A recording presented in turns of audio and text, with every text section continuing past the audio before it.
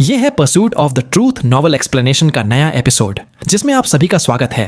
पिछले एपिसोड के last scene में देखा था कि सू मिंग की आंखों, कानों, नाक और मुंह से खून बहने लगता है। उसका राइट हैंड अब काला नहीं है। सारा काला धुआं डॉल के अंदर चला गया है। वो अपने राइट हैंड से डॉल का सिर तोड़ देता है। पूरा स्काई गूंजता है। जमीन कांपती है। सिर्फ ईस्टर्न वेस्टलैंड्स नहीं, south morning, western region alliance, northern province, पूरा बजरकर लैंड का आसमान लाल वॉर्टेक्सिस से भर जाता है। पूरे कॉन्टिनेंट्स, आइलैंड्स और सब लिविंग बीइंग्स ट्रेम्बल करते हैं, जैसे सू मिंग उस वक्त पूरे बजरकर वर्ल्ड का प्रतिनिधि बन गया हो। सू मिंग अपना राइट हैंड उठाता है और सीधा डी तियन की तरफ पॉइंट करता है। अब आगे। सू मिंग का चेहरा सफेद पड़ चुका था, लेकिन उसकी आंखों में जो तीखी चमक थी वो उसे पूरी दुनिया का सबसे अलग और आंख को खींच लेने वाला इंसान बना रही थी। उस वक्त ऐसा लग रहा था जैसे पूरा वर्ल्ड ऑफ बर्जर्कर्स उसका ही है। धरती उसके इरादे से कांप रही थी, उसके गुस्से से नफरत कर रही थी और उसके किलिंग इंटेंट से गरज रही थी। ये एक ऐसी डिवाइन एबिलिटी थी जो पूरे वर्ल्ड ऑफ बर्जर्कर्स को हिला रही थी। वहां हजारों लोग थे, लेकिन उन्होंने अपनी जिंदगी में पहली बार ऐसा कुछ देखा था। उनके दिलों में ठंडी सी सिहरन चली गई, जैसे वो लोग इस दुनिया के ही ना हों। नीचे जमीन पर रेत का तूफान उठ रहा था, लेकिन लग रहा था जैसे हजारों इमॉर्टल्स उसके रास्ते में रुकावट बन रहे हों। हवा चारों तरफ से चलती थी, कभी नरम, कभी अचानक से तेज, और वो हवा उनके जिस्म पर लगते ही चुभ जाती। आगे आसमान में जो बादल थे वो नीचे ढक गया और एक गहरा साया सब पर छा गया। लाल रंग के अनेक वॉर्टेक्स आसमान में घूम रहे थे, गरज रहे थे, जैसे पूरी वर्ल्ड ऑफ बर्जर्कर्स की जिंदगी चीख रही हो। ये गरज सिर्फ वॉर्टेक्स से नहीं आ रही थी, ये आ रही थी हवा से, बादलों से, जमीन की रेत से, पहाड़ों, दरियाओं, रेगिस्तान, मैदानों और इस दुनिया की हर एक जिंदगी से, चाहे जिंदा हो या मर चुकी हो। पूरा वर्ल्ड ऑफ बर्जर्कर्स एक ही चीख बन गया था। इन आवाजों में बच्चों की चीख थी, औरतों की नफरत भरी चीख, आदमियों का गुस्सा, जंगली जानवरों की डरावनी हाउल्स और पेड़ पौधों की भी सरसराहट जो हवा में धमकी देती थी। नदियों का पानी जब पहाड़ों से टकराता, मैदानों का गर्जना, पहाड़ों का गिरना, डेड सी की लहरों का उछालना, सब कुछ मिलकर बजरकर्स के आसमान से आ रही गरज में घुल गया। और जब ये आवाज घूम रही थी, एक ऐसी आवाज जो इंसानी कानों से नहीं सुनी जा सकती, उन आवाजों में घुस गई। ये एक ऐसी विल थी जो तभी पैदा होती है जब पूरा वर्ल्ड ऑफ बर्जर्कर्स की आवाज एक हो जाती है। हमारे वर्ल्ड से चले जाओ। ये वो विल थी जो हर गरज के अंदर छुपी थी। पूरा वर्ल्ड ऑफ बर्जर्कर्स एक अजीब फोर्स लेकर सारे इमॉर्टल्स पर टूट पड़ा, जैसे ये दुनिया खुद ही उन्हें रिजेक्ट कर रही हो, जैसे ये धरती हजारों सालों से जुल्म सह रही थी और अब उसका सब्र टूट गया हो। अब वो फट पड़ी थी, चाहती थी कि वो सारे इमॉर्टल्स को हमेशा के लिए निकाल दे, चाहे वो इमॉर्टल सेक्ट्स के हों या इविल सेक्ट्स के। हर एक कल्टीवेटर का चेहरा बदल गया। जियन जो डीतियन से लड़ रहा था वो भी रुक गया और सू मिंग की तरफ देखा। इसी वक्त सू मिंग ने अपना दायां हाथ उठाया और सीधा पर्पल रोब्ड डीतियन की तरफ उंगली से इशारा किया। गोल्डन रोब्ड डीतियन की आंखें सिकुड़ गईं। जी आन भी हैरान रह गया, क्योंकि सिर्फ एक उंगली से सू मिंग ने पूरे वर्ल्ड ऑफ बर्जर्कर्स को गरजने पर मजबूर कर दिया था। गोल्डन रोब्ड डीतियन तुरंत सू मिंग की तरफ तेज कदम बढ़ाता है। जियन सोचता है, रेजोनेंस, ये रेजोनेंस है। ये पूरा वर्ल्ड ऑफ बर्जर्कर्स इस लड़के के साथ रेजोनेट कर रहा है। वो गहरी सांस लेता है। उसने देखा कि गोल्डन रोब्ड डीतियन आगे बढ़ रहा है, पर वो रुकता नहीं। आखिर वो खुद भी एक इमॉर्टल है और ये रेजोनेंस उसके लिए भी हद से ज्यादा हैरान करने वाला था। शायद सिर्फ पहले गॉड ऑफ बर्जर्कर्स ही ऐसा कर पाया था। ना वर्ल्ड का मास्टर ऐसा कर सकता है, ना किसी रेस का सबसे ताकतवर इंसान। जब तक जियन की आंखें सिकुड़ गईं, पर गोल्डन रोब्ड डीतियन कुछ नहीं कर पाया। जैसे ही सू मिंग की उंगली नीचे गिरी, उसने पर्पल रोब्ड डीतियन पर इशारा किया। उंगली नीचे लेते ही सू मिंग की आंखों में थकान और एक सुस्ती सी चमक आ गई, लेकिन उसके अंदर से जो सबसे गहरा एहसास आ रहा था वो सिर्फ शांति थी। पर्पल रोब्ड डीतियन का पूरा जिस्म कांप गया। उसकी आंखों में डर और यकीन न कर पाने वाली तस्वीर थी। पहली बार वो डर गया। डीतियन डरा हुआ था। सू मिंग धीरे से कहता है, तो तुम्हें भी डर लगता है? उंगली नीचे आते ही पर्पल रोब्ड डीतियन का चेहरा सफेद पड़ गया। उसके होठों से खून बहने लगा और उसके जिस्म पर काले दाग उभरने लगे जो धीरे धीरे गलने लगे। उसका दर्द इतना गहरा था कि बयान नहीं किया जा सकता और वो वहीं जम गया। उसका जिस्म खुद को महसूस कर रहा था कि दुनिया उसे रिजेक्ट कर रही है। अगर वो नहीं मरेगा तो इस दुनिया का किलिंग इंटेंट कभी नहीं रुकेगा। उसकी आंखों की रोशनी धुंधली हो गई। अगर किसी ने कभी नेदरवर्ल्ड की अंधेरी नदियां देखी होती तो वो समझ जाता कि उसकी आंखों का रंग वैसा ही हो गया है। ऐसा लग रहा था जैसे उसकी आंखें खुद नेदरवर्ल्ड की नदियां बन गई हों। यह था सू मिंग का पहला कर्स पूरा होना। मैं तुम्हें कर्स करता हूं कि तुम नेदरवर्ल्ड की नदियों में गिर जाओ और कभी रोशनी ना देख पाओ। पर्पल रोब्ड डितियन चीख नहीं पा रहा था। उसका गला अंदर ही अंदर हिल रहा था, जैसे एक तेज चीख उसके अंदर फंसी हो पर बाहर नहीं निकल पा रही। उसका दायां हाथ जैसे किसी अनजानी न दिखती हाथ ने पकड़ लिया हो और जोर से खींच रहा हो, और हजारों लोगों के सामने उसका हाथ उसके जिस्म से अलग हो गया, बिल्कुल वैसे ही जैसे सू मिंग ने पहले घास के गुड़िया ग्रास नॉट डॉल का हाथ तोड़ा था, जैसे वो खुद ही वो डॉल बन गया हो। इसी वक्त गोल्डन रोबर्ट डितियन, जो दूर से आ रहा था, एक जोर की धमाके की आवाज के साथ रुक गया।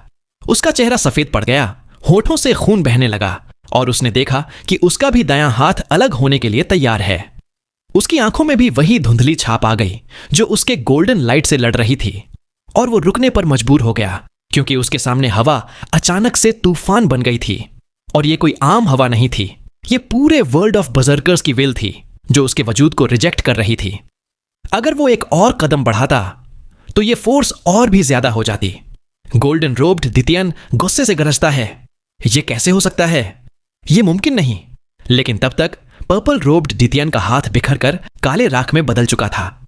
उसके कंधे से एक बूंद भी खून नहीं गिरा क्योंकि उसके शरीर में अब खून ही नहीं था। उसका खून और उसकी नसें पूरी तरह करप्ट हो चुकी थीं। यह था सू मिंग का दूसरा कर्स। उसके होठों का खून भी हवा में बिखर गया और उसका चेहरा और सफेद हो गया। अगले पल उसका बायां हाथ भी उसी न दिखती हाथ ने खींचा और तोड़ दिया। पर्पल रोब्ड डितियन कांप गया। उसके बाल धीरे धीरे सफेद हो गए और चेहरा पल भर में बुढ़ापा दिखाने लगा। एक नजर में पता चल रहा था कि वो डितियन जैसा बिल्कुल नहीं रहा। यह कर्स उसकी ताकत की हद से बाहर था। यह पूरे वर्ल्ड ऑफ बजर्कर्स की विल के साथ जुड़ चुका था और अब किसी भी कल्टीवेशन पावर से ऊपर था। लेकिन यह खत्म नहीं हुआ था, यह तो बस शुरुआत थी।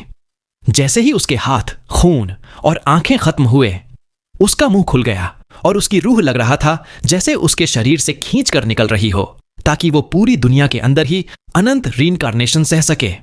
हर तरफ से तेज चिल्लाते हुए रोर्स आने लगे। ये थे हेट फिल्ड स्पिरिट्स जो पुराने समय में वर्ल्ड ऑफ बर्जर्कर्स में मर गए थे। आसमान में दिख रहे थे, आदमी, औरतें, बुजुर्ग, बच्चे, और सब उसी की तरफ रश कर रहे थे। ये सारे स्पिरिट्स पर्पल रोब्ड डितियन को घेर कर उसकी रूह और शरीर को अपनी नफरत से फाड़ने लगे। यह था सू मिंग का तीसरा कर्स। मैं तुम्हें कर्स करता हूं कि तुम्हारी रूह अनंत रीइंकार्नेशंस झेलेगी और तुम दुनिया के हर गुस्से और तबाही को सहोगे। जब ये हेट फिल्ड स्पिरिट्स उसे खा रहे थे, हजारों इमॉर्टल्स डर के मारे कांप रहे थे। गोल्डन रोब्ड डितियन गुस्से में सब भूलकर भागता है। जियन भी शौक में खड़ा था। पर्पल रोब्ड डितियन का पूरा जिस्म थरथरा रहा था, दर्द, लेकिन वो आवाज तक नहीं निकाल पा रहा था। उसका शरीर काले दागों से भर गया, उसकी स्किन बिखर रही थी, हड्डियां गल रही थीं, खून सूख रहा था। यह सबसे गहरा दर्द था जो कभी खत्म नहीं होता। यह था सू मिंग का चौथा कर्स।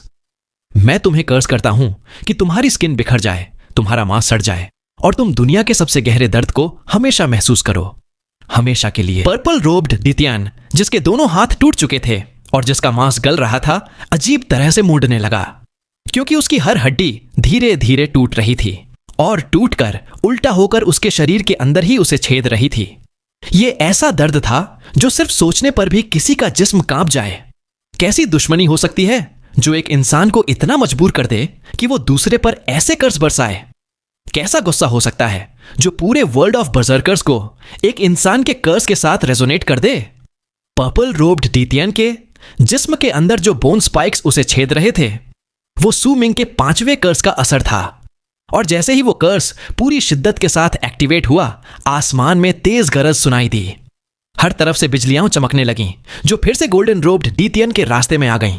वो फिर से आगे बढ़ने ही वाला था, पर यह बिजली उसके लिए रुकावट बन गई। ये कोई आम बिजली नहीं थी, वरना वो कभी गोल्डन रोब्ड डितियन को रोक नहीं पाती। ये पूरे वर्ल्ड ऑफ बर्जर्कर्स की रिजेक्शन से बनी थी। इसकी ताकत हेवनली जजमेंट के लाइटनिंग स्ट्राइक्स के बराबर थी और इसमें वही शक्ति थी जो बर्जर्कर्स सेक्रेड वेसल्स में होती है। गरज के बीच इनविजिबल हाथ ने पर्पल रोब्ड डितियन के दोनों पैर भी उखाड़ दिए, बिल्कुल वैसे ही जैसे सू मिंग ने पहले डॉल के पैर फाड़ दिए थे। अब वो बिना पैर के अधूरा हो चुका था। यह था सू मिंग का छठा कर्स पूरा होना। मैं तुम्हें कर्स करता हूं कि तुम्हारी ब्लड लाइन खत्म हो, तुम्हारी रूह बिखर जाए, तुम्हारा शरीर सड़ जाए, तुम्हारी हड्डियां और मांस तबाह हो जाए और तुम हमेशा भटकती रूहों के द्वारा खाए जाओ। पर्पल रोब्ड डितियन का शरीर गिरते ही बिखरने लगा। यह था सू मिंग का 7वां कर्स जो पूरा हो गया। काला धुआं उसके शरीर को घेरने लगा, उसका ज्यादा हिस्सा टूट के बिखरने लगा और उसका चेहरा टेढ़ा मेढ़ा हो गया। तब तक उसके बाल पूरे सफेद हो चुके थे, उसकी शक्ल बदल गई थी। अब वो डितियन नहीं लग रहा था, बल्कि कोई और ही लग रहा था। उस वक्त डितियन का वजूद उस पर से तेज रफ्तार से गायब हो रहा था और इसी पल सू मिंग का 8वां कर्स आ पहुंचा। बिजली की कड़कड़ाहट हर तरफ फैल गई। आसमान में लाल रंग के वॉर्टेक्स टूटने लगे, दरिया उबलने लगे, पहाड़ गरजने लगे, मैदान बिखरने लगे और हर जिंदा चीज एक अजीब ट्रांस में चली गई। धरती कांप रही थी, आसमान चीख रहा था। यह फाइनल कर्स सू मिंग और पूरे वर्ल्ड ऑफ बर्जर्कर्स के बीच की रेजोनेंस को उस हद तक ले गया जहां तक वो पहले कभी नहीं पहुंचा था। और यह रेजोनेंस 3 अलग अलग दिशाओं में इकट्ठा होने लगा। एक फोर्स सीधा उस पर्पल रोब्ड डितियन की तरफ गया जो सू मिंग के सामने था। दूसरा गोल्डन रोब्ड डितियन की तरफ गया जो 1000 फुट दूर से धीरे धीरे आगे बढ़ रहा था। आसपास बिजलियां और डिमेंशनल क्रैक्स फैल रहे थे। और तीसरा स्काई मिस्ट डाउ के दिशा में जमीन पर खड़े हजारों इमॉर्टल्स के बीच। वहां पहले सब खाली था, लेकिन अचानक हवा हिलने लगी और एक काला कॉफिन सामने आ गया। वो कॉफिन सीधा जमीन पर खड़ा था, जैसे पहले छुपा हुआ हो। सू मिंग को भी उसका पता नहीं था, लेकिन जैसे ही वर्ल्ड ऑफ बर्जर्कर्स ने डितियन को रिजेक्ट किया, वो सामने आ गया। उस कॉफिन पर अनेक अजीब रूनिक सिंबल्स चमक रहे थे जो देखने में ही अजीब थे। एक तेज धमाका हुआ। पर्पल रोब्ड डितियन का शरीर सू मिंग के सामने ही बिखर गया। इनविजिबल हाथ ने इस बार उसका सिर पकड़ लिया और जैसे पहले उसके हाथ पैर फाड़ दिए थे, अब उसका सिर तोड़ दिया। सिर के टूटने के साथ ही सू मिंग का 8वां कर्स पूरा हुआ। अपनी जिंदगी, अपनी शक्ति और अपने हर एक अंश से मैं डितियन के हर क्लोन को वर्ल्ड ऑफ बर्जर्कर्स में मरने का कर्स देता हूं। आज के बाद यह दुनिया डितियन के वजूद को हमेशा के लिए मना करती है। पर्पल रोब्ड डितियन का पूरा शरीर राख बन गया, उसका सिर हवा में काला पड़ गया और जल्दी ही सड़ने लगा। और जब वो बिखर रहा था, एक जोर की धमाके के साथ उसमें से डितियन का वजूद दुनिया की रिजेक्शन से मिटा दिया गया। और जैसे ही उसका वजूद खत्म हुआ, पहली बार उस सड़ते हुए सिर की आंखों में स्पष्टता आई। उसका चेहरा डितियन जैसा नहीं रहा, जैसे वो कभी डितियन था ही नहीं। डितियन के क्लोन्स असल में वो लोग होते थे जिन्हें वो कंट्रोल में ले लेता था। उनकी सोच और यादें मिटाकर उन्हें पपेट्स बना देता था। वो उनके शरीर को रिफाइन करके उन्हें अपने क्लोन्स बनाकर वर्ल्ड ऑफ बर्जर्कर्स में भेजता था। पर अब जैसे ही डितियन की वेल उस क्लोन से मिटा दी गई और वो मरने वाला था, वो असली इंसान अपनी पहचान याद करने लगा। उसे याद आया वो कौन था। उसकी असली यादें वापस आ गईं। उसका सिर आधा बिखर चुका था, देखने में बेहद खौफनाक लग रहा था, लेकिन उसकी आंखों में शांति थी। उसने सू मिंग की तरफ देखा, पहले हैरानी, फिर एक सुकून भरी हल्की सी मुस्कान जो सू मिंग के दिल को हिला गई। वो कहता है, तुम बड़े हो गए। ये उस अनजान इंसान के असली शब्द थे, न कि डितियन के। ये उसकी जिंदगी के आखिरी अल्फाज थे जो उसने सू मिंग को दिए उसके खत्म होने से पहले। उन शब्दों में उम्र की गहराई थी और एक तसल्ली का एहसास। और जैसे ही उसका सिर बिखर गया, उसकी आवाज भी हवा में खत्म हो गई। डितियन का दूसरा क्लोन मर गया। उसके मरते ही उस बिखरते सिर से एक पर्पलिश ब्लैक स्टोन बाहर आया। उसे एक बेहद तेज यिन डेथ ऑरा फैली और उस ऑरा से एक रिपल निकली जो सू मिंग के दिल को हिला गई। वो रिपल ऐसी थी कि सू मिंग ने अपनी थकी और सुस्त आंखें खोल दी। असल में जैसे ही उसने डितियन को कर्स करके खत्म किया, वो धीरे धीरे अपनी आंखें बंद कर रहा था। उसने अपनी जिंदगी, अपनी ताकत, सब कुछ जलाकर वो कर्स छोड़ा जो पूरे वर्ल्ड ऑफ बर्जर्कर्स के साथ रेजोनेट कर रहा था, ताकि वो पर्पल रोब्ड क्लोन को खत्म कर सके। लेकिन इस एक क्लोन को खत्म करने की कीमत सू मिंग के लिए बहुत भारी थी। उस वक्त उसके शरीर में एक बूंद भी ताकत नहीं बची थी। जैसे ही उसने पर्पलिश ब्लैक स्टोन देखा, उसके होठों से खून बह गया और वो सीधा जमीन की तरफ गिरने लगा। गिरते हुए उसकी नजर धुंधली होने लगी, सब कुछ अंधेरा पड़ने लगा। पर उसे महसूस हो रहा था कि उस स्टोन से निकलती रिपल बहुत ही अपनी सी लग रही थी, जैसे वो उसका ही हिस्सा हो। जब वो गिर रहा था, हजारों इमॉर्टल्स की नजर उस पर टिक गई।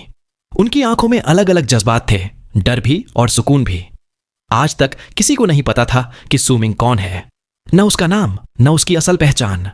सबको बस इतना पता था कि वो एक बजर्कर है, और उसने एक ऐसा आर्ट यूज किया जो लफ्जों में बयान नहीं हो सकता।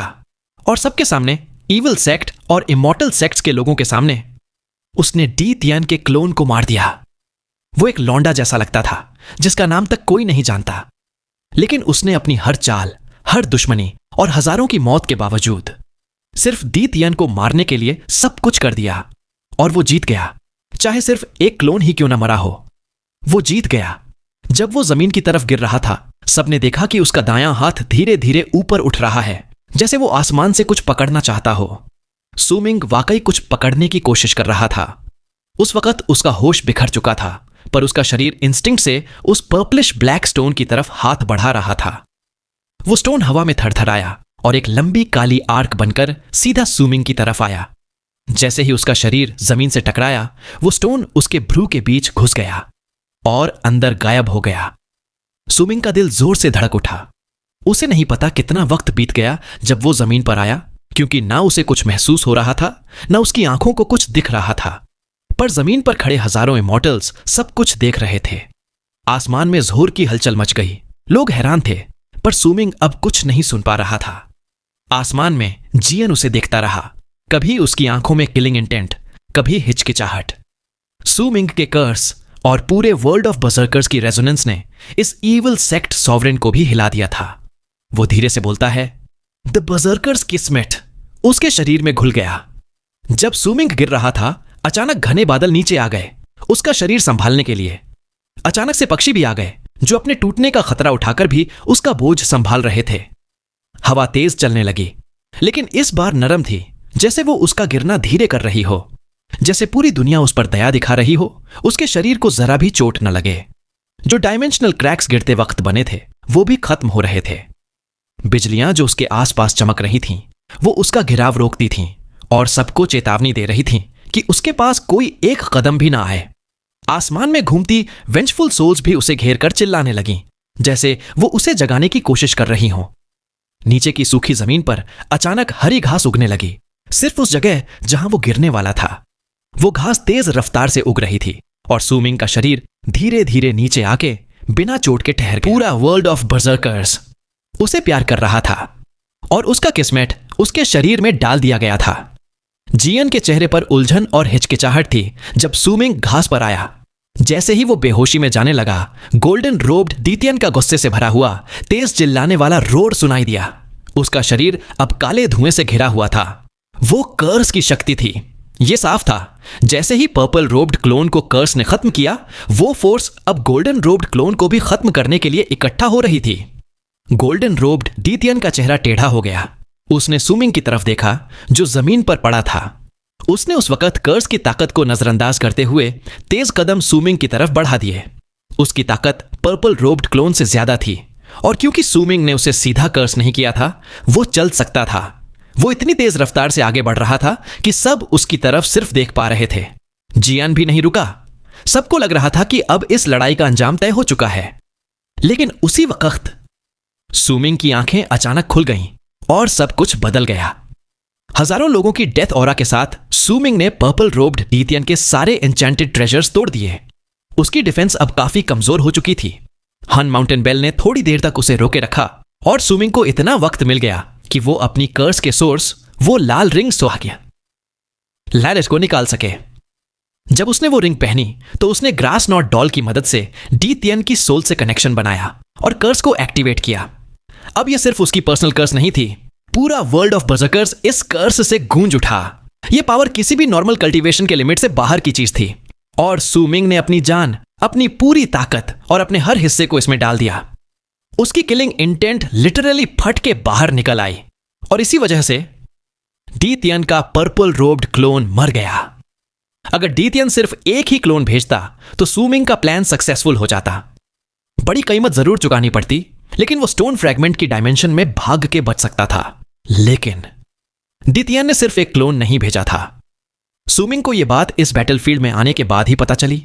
जब पर्पल रोब्ड डीतियन मरा तब उसने देखा कि वहां सिर्फ 2 नहीं 3 क्लोन्स थे। सुमिंग घास पर पड़ा था, उसकी आंखें धुंधली हो रही थीं, उसकी होश बिखर चुकी थी, लेकिन उसके दिल के अंदर एक जिद्दी सा इनकार था, हार मान लेने का इनकार। और वही जज्बा उसके दिल में एक पागल सा रोर बन के गूंज रहा था। उसका यह जिद इसीलिए था क्योंकि उसका मिशन अभी कंप्लीट नहीं हुआ था। वो डीतियन के सारे क्लोन्स नहीं मार पाया था, वो अभी आंखें बंद नहीं कर सकता। गोल्डन रोब्ड डीतियन के बैटलफील्ड में कदम रखते ही वो जिद एक धमाके के साथ फट गई। सुमिंग की आंखों से वो थकावट भरी बेफिक्री हट गई और उसकी जगह आ गई एक चट्टान जैसी डिटर्मिनेशन वाली नजर। जिस वक्त उसका सारा पावर खत्म हो चुका था, जान बिखर रही थी, तब भी अपनी बिखर चुकी कॉन्शियसनेस को इकट्ठा कर पाना यह सिर्फ एक दमदार विल पावर के थ्रू पॉसिबल था। ऐसे लोग बहुत कम होते हैं, लेकिन सुमिंग जो कैंडल ड्रैगन के अनडाइंग एंड इम्पेरिशेबल वर्ल्ड के अंदर घूमो फिरकर जीवन की चक्री में रह चुका था, उसमें वो विल पावर थी। एक ऐसी इच्छा जो किसी भी हालात में टूटती नहीं, एक ऐसी विल जो समय के कलैप्स होने के बाद भी अपने दांतों से कस के आगे बढ़ने वाली हो। और इसके साथ साथ उसको एक और पावर मिली थी, वो थी वो पर्पलिश ब्लैक स्टोन जिसने उसके सोल को कंप्लीट फील दिया। सुमिंग धीरे से कहता है, मैं अभी भी लड़ सकता हूं। जैसे ही गोल्डन रोब्ड डीतियन उसकी तरफ आता है खतरनाक किलिंग इंटेंट के साथ, सुमिंग मुश्किल से अपना हाथ उठाता है और अपने माथे के बीच में मार देता है। जैसे ही उसका हाथ गिरता है, एक जबरदस्त धमाका उसके बॉडी से आता है। उसके अंदर का की क्रेजी वेलोसिटी के साथ बाहर निकलता है। की स्ट्रेंथ इतनी थी कि वो इंस्टेंटली स्प्रेड हो गई। गोल्डन रोब्ड डीतियन भी पीछे हटा, उस फोर्स का सामना नहीं कर पाया। यह पावर सुमिंग की खुद की नहीं थी, बल्कि दुनिया की स्पिरिचुअल एनर्जी थी जो उसी वक्त ट्रिगर्ड हो गई थी। आसमान में फिर से एक बड़ा फिनोमिनन होने लगा। रेनबोज बन गए जैसे ब्रिजेस हवा में, लेकिन उनका एंड दिखता ही नहीं था। उन रेनबोज के नीचे की हवा डिस्टॉर्ट होने लगी और फिर एक पहाड़ सामने आया। वो पहाड़ 5 शिखरों से बना था, जैसे एक हाथ। वो दुनिया के बीच में खड़ा था और जितने भी इमॉर्टल्स उस जगह थे, उनकी शक्ल घबराहट से बदल गई। उनके चेहरे पे डिसबिलीफ था, क्योंकि वो शहर नहीं, डार्क माउंटेन था। ये तो बर्जर्कर मार्क का मैनिफेस्टेशन है। दुनिया की सारी पावर एक जगह इकट्ठी हो रही है, आसमान में बदलाव हो रहा है। क्या यह बर्जर्कर सोल रेल्म तक पहुंचने की कोशिश कर रहा है? और अगर वो अभी तक उस रेल्म में नहीं था, तो मतलब अभी जो पावर उसने दिखाई वो भी बर्जर्कर सोल रेल्म से कम थी। जितने भी इमॉर्टल्स वहां थे, वो बर्जर्कर्स के कल्टीवेशन सिस्टम को अच्छी तरह जानते थे। सिर्फ एक नजर से उनको समझ आ गया कि सुमिंग क्या कर रहा था। हां, सुमिंग बर्जर्कर सोल रियल्म अटेन करने की कोशिश कर रहा था। उस वक्त जब उसके सामने गोल्डन रोब्ड डीतियन आया मारने के लिए, सुमिंग को यह पता चल गया था कि उसके पास उससे लड़ने का पावर नहीं बचा था। लेकिन एक चांस था, और वो था बर्जर्कर सोल रेल्म को तोड़ देना। स्पेशली अब जब वो पर्पलिश ब्लैक स्टोन उसकी बॉडी में फ्यूज हो चुकी थी। उसने उस बैरियर को हटा दिया जो उसे उस रेल्म में घुसने से रोक रहा था। इसीलिए उसने उस क्रूशियल मोमेंट में वो कदम उठाया। जैसे ही स्काई में वो रेनबो मैनिफेस्ट हुआ और डार्क माउंटेन का इल्यूजन बना, डीतियन को पीछे हटना पड़ा, क्योंकि बर्जर्कर लैंड की स्पिरिचुअल ऑरा हर तरफ से सुमिंग के अंदर घुस रही थी। ऐसी फोर्स क्रिएट हो गई जो किसी भी जिंदा चीज को सुमिंग के अराउंड आने से रोक रही थी। यह प्रूफ था कि कर्स अभी भी काम कर रही थी। दुनिया का सुमिंग को रिजेक्ट करना अभी भी एक्टिव था। जैसे जैसे डार्क माउंटेन का इल्यूजन स्ट्रांग होता गया, ट्राइब के अंदर की घास, दरख्त और लोग क्लियरली दिखने लगे और आसपास के इमॉर्टल्स के मुंह से शॉक्ड क्राइज निकल आए। सुमिंग की यादों के वो चेहरे जिनके अब अलग आइडेंटिटीज थे इमॉर्टल सेक्ट्स के अंदर, सब स्काई में एकटक देखते रह गए। वूले धीरे से बोलती है, सुमिंग, ये सुमिंग है। वो तुरंत घास पर लेटे सुमिंग की तरफ देखती है। उसके चेहरे पे शॉक और कॉम्प्लेक्स इमोशंस दिखते हैं। उसने कभी नहीं सोचा था कि जिसके लिए उसका दिल कांप गया था, वो सुमिंग होगा फ्रॉम डार्क माउंटेन। उसका सुमिंग। चिंचोन की आंखें फट गईं, उसका सांस रुक गया। जैसे ही उसने देखा, उसका दिमाग ब्लैंक हो गया। सिकोंग और शनहेन दोनों कांप रहे थे। उनका चेहरा सुमिंग की तरफ धीरे धीरे घूम गया। उनकी इमोशनल स्टेट एक ग्लांस में समझी जा सकती थी। वो सू मिंग है। आसमान में डार्क माउंटेन का इल्यूजन अब पूरा रियल लगने लगा, और सिर्फ घास या ट्रीज ही नहीं, लोग भी दिखने लगे। ट्राइब के अंदर थे वही लोग, एल्डर, बेलिंग, चेंशिन, वूला, सब जैसे सू मिंग की यादों से निकल आए हों। शायद वो लोग अब जिंदा नहीं थे, शायद वो इल्यूजन्स थे, लेकिन सू मिंग के लिए उनका वजूद था। उसके दिल में वो लोग जिंदा थे। इमॉर्टल या ना हो, वो उसकी कहानी का हिस्सा थे। और असल में अगर इमॉर्टल्स उनके अपने रूप थे भी, तो सू मिंग के मेमोरीज में वो सिर्फ सू मिंग के थे। क्या? ये तो वूले और बेलिंग हैं। वो तो इविल स्पिरिट सेक्ट का शनहेन है, और वो ग्रेट लीफ इमॉर्टल सेक्ट का चेंसिन, और वो चेनलोंग है। एक हंगामा मच गया। जैसे ही ये डार्क माउंटेन वालों का इल्यूजन आसमान में दिखा, हर तरफ से शोर उठ गया। सबके चेहरे पे शॉक था। किसको समझ नहीं आया कि ये सब हो क्या रहा है। बहुत से लोगों की नजर इमॉर्टल सेक्ट्स के प्रोडिजीज पर चली गई, जिनके चेहरे पे मिक्स्ड इमोशंस थे। सबको लगा कोई बड़ी सीक्रेट छुपी है इस इल्यूजन के पीछे, और ये सीक्रेट वही था जो इमॉर्टल सेक्ट्स कभी नहीं चाहती थी कि किसी आउटसाइडर को पता चले। गोल्डन रोब्ड द्वितीयन का चेहरा पीला पड़ गया। आसमान में खड़ा जियन का चेहरा और भी ज्यादा डार्क हो गया। जैसे ही उसे कुछ याद आया, उसकी नजर गोल्डन रोब्ड क्लोन पर टिक गई। इसी वक्त आसमान में डिस्टॉर्शंस फिर होने लगे। अब डार्क माउंटेन के इल्यूजन के साथ एक और पहाड़ दिखा, लेकिन इस बार वो पहाड़ जायंट साइज का था। ज्यादातर लोग उसे पहचान नहीं पाए, क्योंकि ये ईस्टर्न वेस्टलैंड्स का नहीं था, बल्कि साउथ मॉर्निंग का था। और यह था फ्रीजिंग स्काई क्लैन का 9th समिट। सू मिंग के लिए यह पहाड़ डार्क माउंटेन के साथ साथ एग्जिस्ट करता था उसकी लाइफ में। अब यह भी उसके बर्जर्कर मार्क में फ्यूज हो गया। उसकी उस सोल का पार्ट बन गया जिससे वो कभी अलग नहीं कर सकता। 9th समिट पर भी कुछ लोग थे, उसके सीनियर ब्रदर्स और उसका मास्टर, उसका परिवार। अब आसमान का बड़ा हिस्सा 9th समिट और डार्क माउंटेन के इल्यूजन ने ऑक्यूपाई कर लिया था, और जो रेनबो लाइट थी अब और भी स्ट्रांग चमक उठी। बजर्कर्स का एक डिवाइन प्रेजेंस आसमान से नीचे गिर रहा था। आसमान डिस्टॉर्ट होने लगा, रोशनी बिखर गई और जमीन पर अंधेरा छा गया। ऐसा लग रहा था जैसे कोई चीज उन डिस्टॉर्शन से बाहर निकलने की कोशिश कर रही हो। वो डिस्टॉर्शंस पूरे ईस्टर्न वेस्टलैंड्स के आसमान तक फैल गए। इसी वक्त पूरे ईस्टर्न वेस्टलैंड्स के बर्जर्कर ट्राइब्स और क्लैंस के लोगों ने कुछ फील किया। उनके दिल जोर से धड़कने लगे। सब कुछ छोड़कर वो लोग बाहर आए, और जैसे ही उन्होंने आसमान देखा, उनके चेहरे पर शॉक था। उनका खून लिटरली उबल रहा था, like it was on fire. ये अजीब साइट सब बजर्कर्स के लिए शॉकिंग थी। उन्हें समझ ही नहीं आया कि उनके ब्लड में ये बर्निंग सेंसेशन क्यों हो रही है। इसी वक्त एक बड़े ट्राइब में, जहां एक बजर्कर ऑलरेडी बजर्कर सोल रेल्म तबैलन तोरल रेंडन के ग्रेट कंप्लीशन तक पहुंच चुका था, उसका स्पिरिचुअल स्मोक हट गया। एक रेड बालों वाला ओल्ड मैन, जिसका पूरा बॉडी लाइटनिंग से भरा था, हवा में खड़ा हो गया। उसने आसमान की डिस्टॉर्शंस को देखा।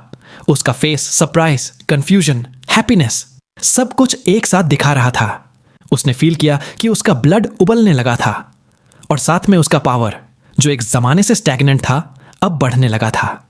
शायद थोड़ा ही सही, लेकिन नोटिसेबल था। एक्साइटमेंट उसकी आंखों में चमक उठा, और उसके जहन में एक पुरानी कहानी घूम गई।